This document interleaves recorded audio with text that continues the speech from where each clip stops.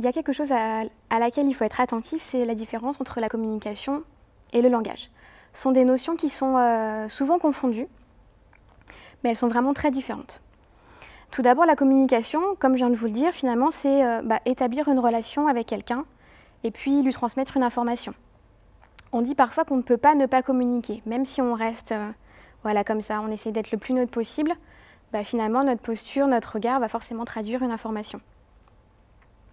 Et puis on dit que la communication, elle peut être intentionnelle ou pas intentionnelle. Il y a des choses que je vais avoir envie de transmettre. Donc là, je vais utiliser mes mots, je vais faire attention à mon regard, à ce que je dis.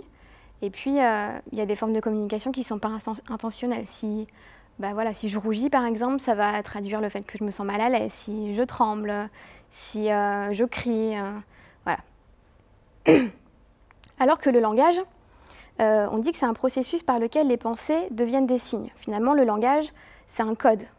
Là, on a parlé de la communication, donc il y a tout ce qui est non-verbal qui entre en compte. Le langage, c'est un système de symboles qui se réfère à un code, le langage oral ou le langage écrit. Du coup, on va pouvoir avoir de la communication sans du langage ou du langage sans la communication. Dans le premier cas, ça va être tout ce dont on a parlé au niveau de la communication non verbale.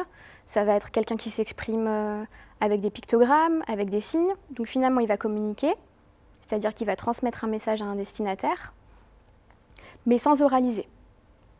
Et puis à l'inverse, dans certaines situations, on peut être capable d'oraliser, mais ce n'est pas vraiment porteur de communication. Par exemple, les enfants qui sont dans l'écolalie permanente, ils oralisent, mais finalement, c'est pas destiné à quelqu'un et c'est pas une communication intentionnelle.